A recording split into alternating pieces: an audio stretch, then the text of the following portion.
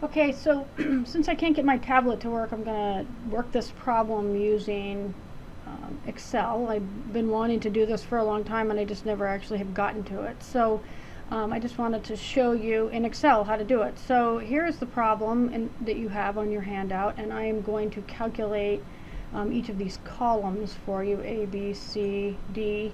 And I'm going to show you, relatively quickly and easily in Excel. And again, you can slow this down, take your time or whatever, and you don't have to do it in Excel. You are welcome to do this on a piece of paper. It's totally fine.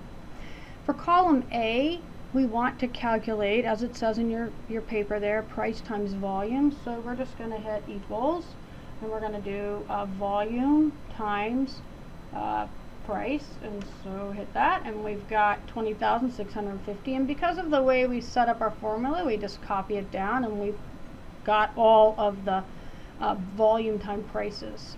In column B, we want to calculate variable cost divided by price, so we're going to hit equals. We've got our variable cost right here, $1.25, and we want to divide that by price.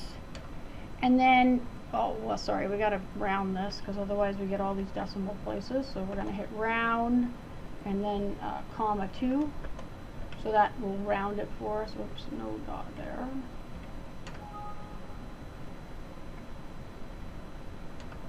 There we go. And again, we just copy that down. So this tells us a little bit of information, but what we're really after is column C, because here we're going to do 1 minus our calculation there, and this gives us sort of our contribution margin, if you will, for each of the items.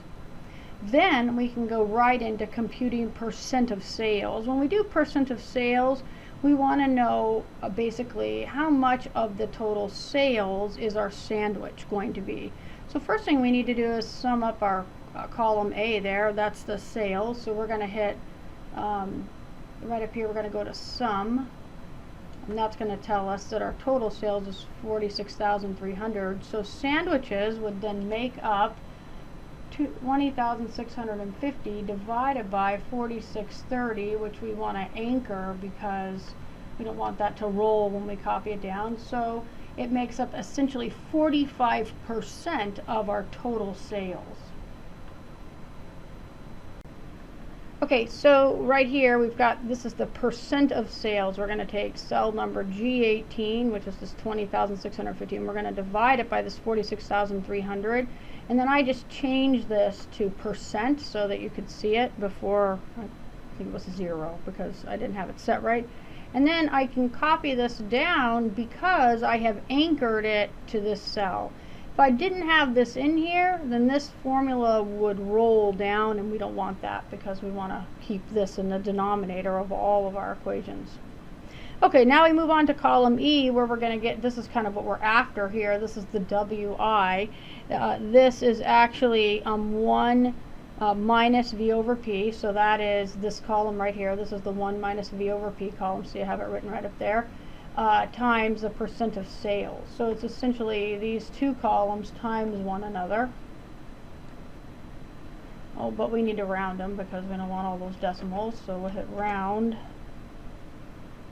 comma 2, and we get a WI of this 26% if we round it to 2 decimals. So we're going to copy that down, and again we've got all of them. And then what we need down here is the sum of WI, or the sum of column E, because this is the number we're after. This is the number that gives us our break-even calculation. So we're going to sum this up. And there we go. We've got this 0.62 number, and what that is like the denominator on our break-even problem, sort of like the V minus P, or actually sort of like the 1 minus V over P. So what we do with this number is we then divide it into our total fixed costs. And on this problem, our total fixed costs, at the bottom it says monthly rent is $2,000. So let's just type in here rent, and we'll put 2,000. But because we're interested in a whole year, well, then we need to multiply our 2,000 times 12. So we'll just hit this times 12, and now we've got 24,000 for our monthly rent. We're going to make it into dollars just to make it clear. And then we can calculate our break even by dividing our total fixed cost, which is this, by our 0.62. And this tells us that we need to make $38,709.68 in order to break even. So that's what this number is. This tells us the break even in dollars is $38,709.68. So what would be the break even for this problem? After you do all this, you're really after this number right here. This is the critical number that we want. It's just that you have to do all this other stuff to get there. So this is an important piece of these calculations right here. So let's underline that. Now the next thing that we can do here is calculate the break even for each item. So up here I've got break even per item. And the way we do the break even per item is we need to multiply our break even in dollars. So in our case it's this 38,709.68. Multiply that by the WI, or the weighted contribution, which in this one is 0.26 for sandwiches. So multiply by the WI for the item. And in this case it is 0.26. And that's going to give us that 10,064.52 number right there. So in doing so, that gives us a few things. It gives us the break even in dollars per year.